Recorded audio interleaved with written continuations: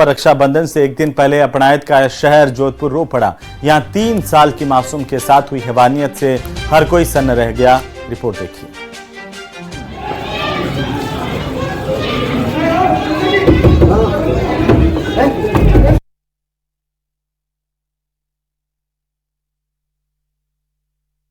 Jar रोया अपनायत का शहर। रक्षाबंधन के एक दिन पहले जब दुकानें रंग बिरंगी राखियों से गुलजार थीं और बहनें अपने भाइयों के लिए बड़े उत्साह से राखी खरीद रही थी, तभी अपनायत के शहर जोधपुर में कुछ ऐसा घट रहा था जिससे सूर्य नगरी सिसक रही थी, वहशत चीख रही थी।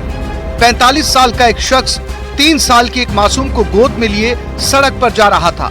तस्वीरें इतनी कॉमन थी कि उस पर शायद ही किसी की नजर गई हो, लेकिन कुछ देर बाद मासूम के साथ जो हुआ उससे जोधपुर स्तब्ध रह गया। जिस मासूमियत के आगे दुनिया छोटी दिखाई पड़ती है, उसके साथ महापाप हुआ था। महापाप। कुछ देर पहले जो शख्स बच्ची को गोद में उठाए फिर रहा था, वही उसके 3 साल के जीवन का सबसे बड़ा गुनहगार बन गया।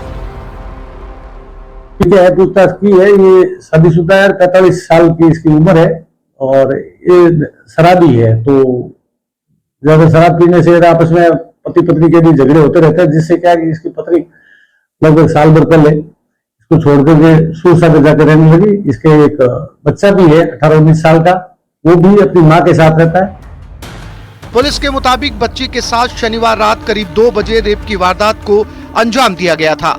बलात्कार के बाद आरोपी बच्ची को मंदिर के पास ही पत्थर पर लेटाकर चलता बना।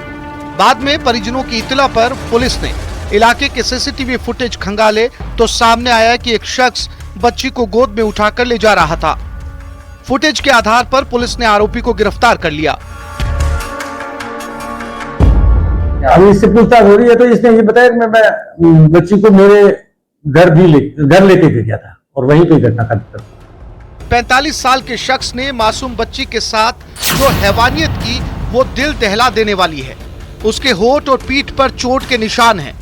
रविवार सुबह पीड़िता खून से सनी ओढ़नी में लिपटी मिली।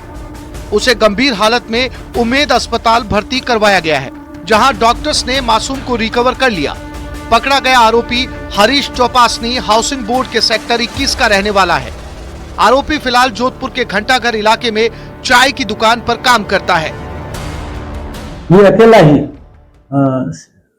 सेक्टर 21 में रहता है और यहाँ सरदारपुरा में कल एक दुकान पे काम करता था और उसके बाद अभी घंटाघर में तो चाय की होटल है, वहां पे ये 7-8 दिन से बता रहा है काम कर रहा हूँ।